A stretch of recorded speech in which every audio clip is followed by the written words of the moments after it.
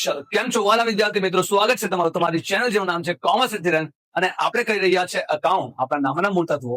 અને તમને અગાડીના વિડીયોમાં સમજ પડી હશે, જેમાં આપણે ઉપર પર વ્યાજની ગણતરી કરી ચૂક્યા છે, આપણે કમિશનની ગણતરી કરી ચૂક્યા છે. અને આજે છે આપણે આપણા નેક્સ્ટ વિડીયોમાં, અને આજે આપણે શીખવા જઈ રહ્યા છે ઉદાહરણ નંબર 5 અને એના જેવો દાખલો આપણે કરીશું સ્વાધ્યાયનો.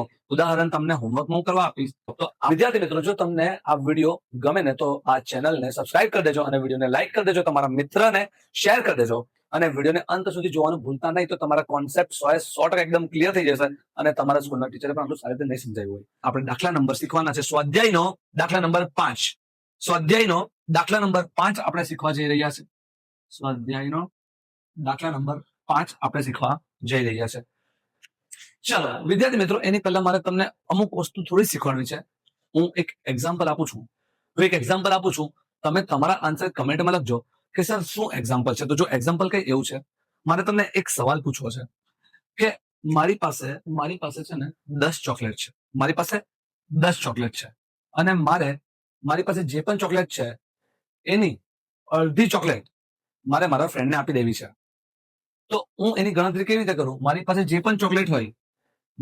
પણ ચોકલેટ છે ગુણ્યા શું કરું? 1/2. એટલે કે અડધી ચોકલેટ મારે કોને આપી દેવાની છે?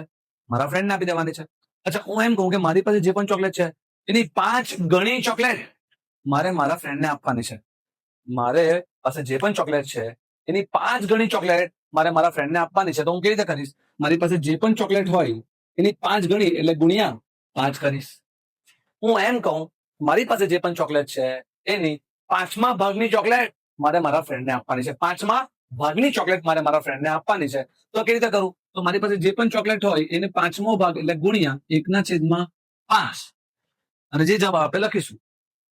તો ઇન શોર્ટ આપણને આટલું ખબર હોવી જોઈએ કે ક્યારે ગુણાકાર ક્યારે ભાગાકાર કરવાનો હોય. તો આઈ હોપ વિદ્યાર્થી મિત્રો તમને આ થોડું ઘણું એક્ઝામ્પલ સમજ પડી હશે. અને સર આના આપણે શું મતલબ આ એક્ઝામ્પલનો? તો આપણને દાખલા નંબર 5 તમે જયારે સ્વાધ્યાયમાં જોશો ને ત્યારે તમને આનો મતલબ ખબર પડશે. તો ચાલો આપણે શરૂ કરીએ. આપણે આપણો સ્વાધ્યાયનો દાખલા નંબર 5 અને પ્રશ્ન નંબર ચાલી રહ્યો છે 3.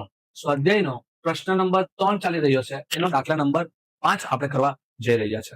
તો રકમ શું છે? રકમ પહેલા તો તમે ચોપડીમાં ધ્યાનથી વાંચો કે રકમ શું કહે છે. તો રકમમાં શું લખેલું છે કે મહેતાને પંડ્યા કરતા 4 ગણો અને બાજપાઈને મહેતાના હિસ્સાનો અડધો ભાગ મળે છે. વર્ષના અંતે પેઢીનો નફો 87,500 થયો હોય તો દરેક ભાગીદારને મળતી નફાની રકમ શોધો. હવે અહીંયા થાય આપણને કન્ફ્યુઝન, સર આ બધું શું છે? તો જો હું સમજાવું, આપણે એક એક જે લાઈન છે એને પહેલા ધ્યાનથી વાંચીશું. પહેલી લાઈનમાં શું લખ્યું છે? મહેતાને પંડ્યા કરતા 4 ગણો. આપણે લખ્યું છે કે મહેતાને પંડ્યા કરતા 4 ગણો એટલે મહેતાને પંડ્યાનો જે પણ નફો હોય એનો 4 ગણો નફો મળશે. અને આપણને પંડ્યાનો નફો કેટલો છે આપણને ખબર નથી. તો આપણે પહેલું કામ ચાલુ કરવાનો દાખલો તમારો અહીંયાથી શરૂ થશે. ધારો કે પંડ્યાનો નફો બરાબર 1. સર આપણે પંડ્યાનો નફો ધારવાનો. જે બીજું વ્યક્તિ હોય, બીજું વ્યક્તિ એટલે કે શું? તમે જયારે આને લાઈન વાંચો છો તો શું લખ્યું છે? મહેતાને પંડ્યા કરતા 4 ગણો. પહેલો વ્યક્તિ હતો મહેતા અને એના પછી હતું પંડ્યા કરતા 4 ગણો. બીજો વ્યક્તિ છે પંડ્યા, એટલે આપણે જે બીજો વ્યક્તિ હોય એને ધારવાનું. બીજો વ્યક્તિ કોણ છે? પંડ્યા. લાઈનમાં શું લખેલું હતું? મહેતાને પંડ્યા કરતા 4 ગણો એટલે કે બીજો વ્યક્તિ છે પંડ્યા, એ આપણે એનો નફો ધારી. ધારો કે પંડ્યાનો નફો બરાબર 1. હવે આપણે લાઈનને ફરીથી વાંચવાની અને આગળ વધવાનું. શું લખ્યું છે? મહેતાને પંડ્યા કરતા 4 ગણો. હું લખું છું લાઈનને. મહેતાનો નફાની વાત કરેલી છે એ માટે શું લખ્યું છે? મહેતાને પંડ્યા કરતા 4 ગણો એટલે કે પંડ્યાને જે પણ નફો મળતો હોય એનો 4 ગણો નફો કોને મળશે? મહેતાને. પંડ્યાનો નફો કેટલો છે આપણને? 1. એનો 4 ગણો એટલે ગુણ્યા 4 એટલે આનો આવશે 4. એના પછી અગાડી એને વાત કરી છે બાજપાઈને મહેતાના હિસ્સાનો અડધો ભાગ. બાજપાઈને એટલે આપણે બાજપાઈની વાત કરવાના છે. બાજપાઈનો નફો એને શું લખ્યું છે? બાજપાઈને મહેતાના હિસ્સાનો અડધો ભાગ. અહીંયા હું લખું છું બાજપાઈને મહેતાના હિસ્સાનો અડધો ભાગ. એટલે કે મહેતાનો જે પણ હિસ્સો છે એનો અડધો ભાગ આપણે બાજપાઈને આપવાનો છે.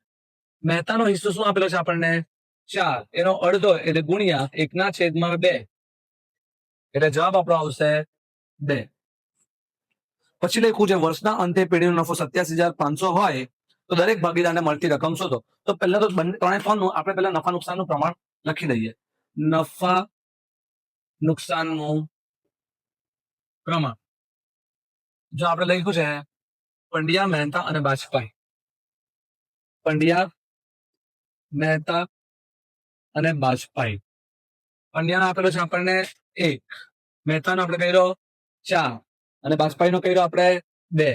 તો આ આવી ગયું આ લોકોનું નફા નુકસાનનું પ્રમાણ. અને હવે આપણને જે નફો આપ્યો છે એને આપણે આ પ્રમાણમાં વેચી નાખવાનો. આપણને નફો એને કીધો છે કેટલો નફો તમારે વેચવાનો છે.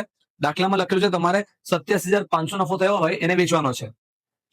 તો આપણે નફો વેચીએ તો હું જો પહેલા પંડ્યાનો નફો ગણું તો 87,500 આપણે નફો દાખલામાં આપેલો છે ગુણ્યા પંડ્યાની વાત કરું તો 1/, ટોટલ કેટલા થશે 4 ને 1 5 5 ને 2 7. મહેતાના નફાની વાત કરું તો 87,500 ગુણ્યા 4/7 અને બાજપાઈના નફાની વાત કરું તો 87,500 ગુણ્યા 2/7. પહેલાનો જવાબ આવશે આપણો 12,500, બીજાનો જવાબ આવશે આપણો 50,000 અને ત્રીજાનો જવાબ આવશે આપણો 25,000. આ થઈ ગયો આપણો દાખલો સમાપ્ત. એકદમ ઈઝી. તો વિદ્યાર્થી મિત્રો આપણને આ દાખલા નંબર 5 એકદમ ઈઝીલી સમજ પડી હશે અને તમારે આના જેવો જ ઉદાહરણ નંબર 5 છે એ હોમવર્કમાં કરીને આવવાનો છે. અને આપણે આવતીકાલે તમને એક નવો વિડીયો મળશે જેમાં આપણે દાખલા નંબર 6 અને દાખલા નંબર 7 કરીશું. અને તમને જો આ વિડીયો પહેલા તો ગમ્યો હોય ને અને આ રીત સમજ પડી હોય ને તો આ વિડીયોને લાઈક કરી દેજો, તમારા મિત્રોને શેર કરી દેજો અને ચેનલને સબસ્ક્રાઇબ કરી દેજો. આપણે મળીએ આના પછીના નેક્સ્ટ વિડીયોમાં. તો ત્યાં સુધી જય હિન્દ, જય ભારત અને ભણતા રહો.